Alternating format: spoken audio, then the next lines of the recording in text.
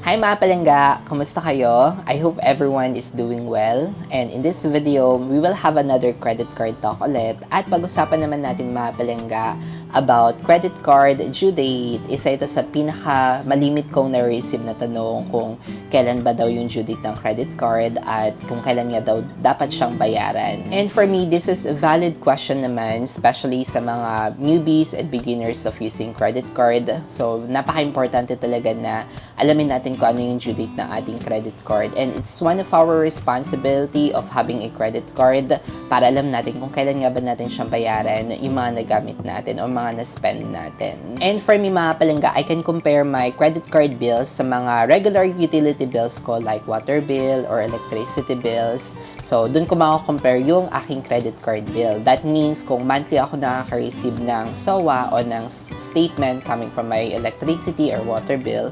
So, same goes with credit card mga palangga. I-issuean tayo ni Bangko every month ng SOA or ating copy ng bill on our statement date.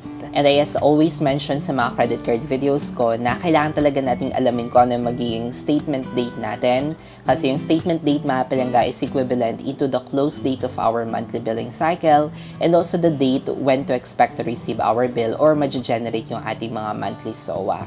So kung hindi pa natin alam yung ating statement date, nung na-receive natin yung ating physical card, dun sa papel na naka-attach tong card natin, dun nakalagay yung card details like yung credit limit natin and also yung statement date.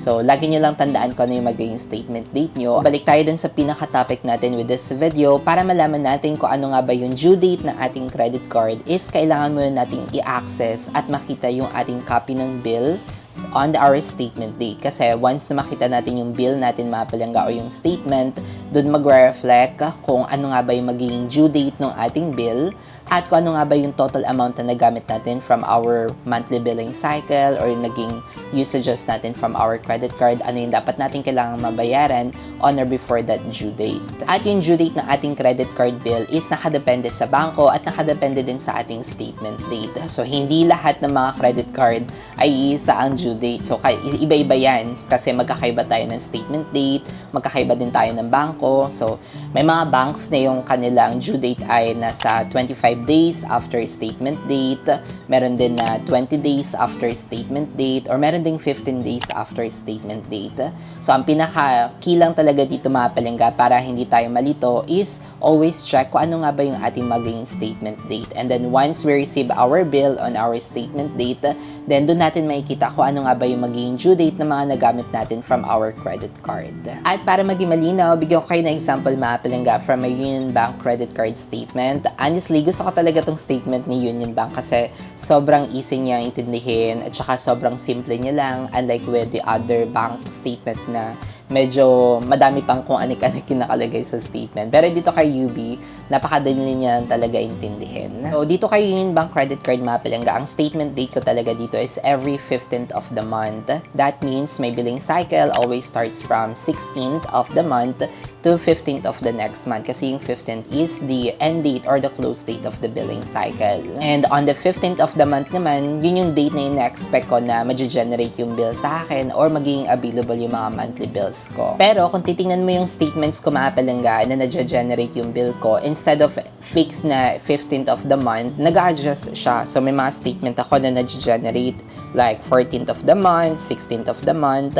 So ganun. So possible maging early ng 1 to 2 days or possible din maging late ng 1 to 2 days. So hindi siya talaga fixed. And one of our palangga said na the reason for this is especially kapag dumikit siya sa weekend and also sa holiday, so nakaka-apekto daw yung pag-generate ng bill. So kung today yung statement date nyo mga palangga at wala pa rin kayo na-receive na bill, so it's okay kasi possible within 1 to 2 days pa naman siya. Around statement date naman talaga siya. So always check our online banking lang talaga para ma-monitor natin kung available na yung ating copy ng bill for this month.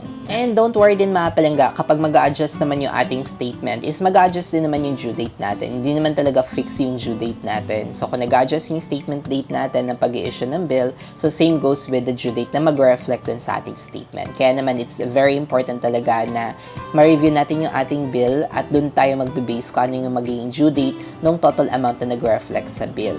So, balik tayo dito sa example ko. So, with my bill from Union Bank credit card, my total usages is 4,329 and this bill issued noong February 16.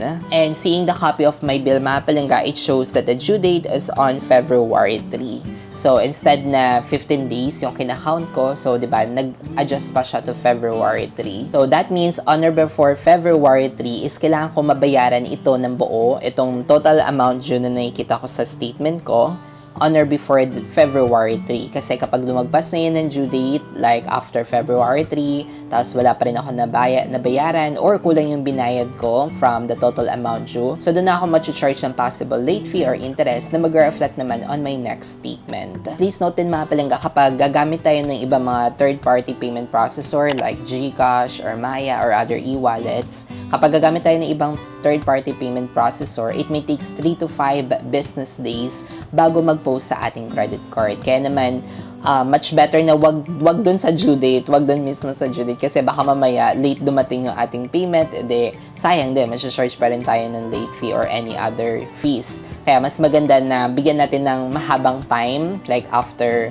like mga 5 days pa bago mag-due date, saka natin bayaran yung ating credit card bill. Or preferably mga palangga, I always recommended pa rin talaga na after the statement date, mas magandang bayaran yung ating bill. Para kahit gaano man katagal yung posting ng payment, it's okay kasi mahaba yung allotted time na binigay natin. And paying our credit card bills mga palangga before due date is the best practices na kailangan nating may apply as a credit card holders. Kasi once ginagawa natin tong ganitong mga habits, then we will gain good and positive credit history sa mga bangko o sa mga credit cards natin. And naman, as I always mention sa mga credit card videos ko, na bayaran natin yung ating credit card bill in full, yung total amount yun na nag-reflect, not the minimum amount due. Kasi once na magkaroon tayo ng mga unpaid balances from our statement, tapos after due date na, meron pa rin tayong mga unpaid balances, then saka na tayo i-charge ni bangko ng mga other fees or interest.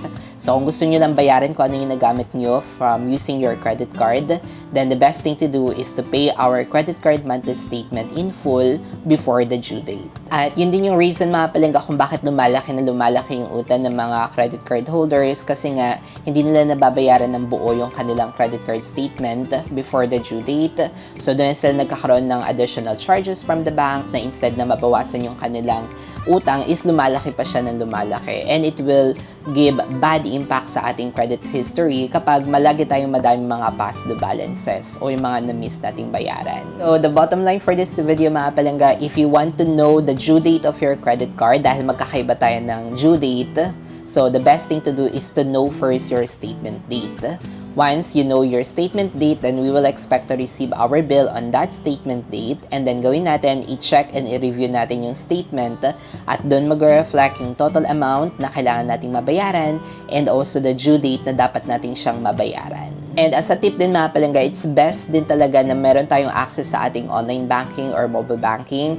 Most likely, magsasend naman talaga si bangko ng copy ng bills natin via email. However, medyo may delay siya, like mga 3 days pa after the statement date bago nila tayo i-issuehan ng copy ng bill. So, mas maganda pa rin talaga na meron tayong access doon sa online banking para once available na yung ating statement doon, it's easy for us to download the statement at para makita agad natin yung mga naging spending natin. So, that's it for today's video. Very short lang itong video na ito, but I hope na nakatulong itong video na to sa mga newbies and also sa mga credit card beginners dyan. If yes, please give this video a thumbs up and consider subscribing na then if you haven't already for more contents like this. Again, this is John Paul, and always remember to be kind to yourself and to others.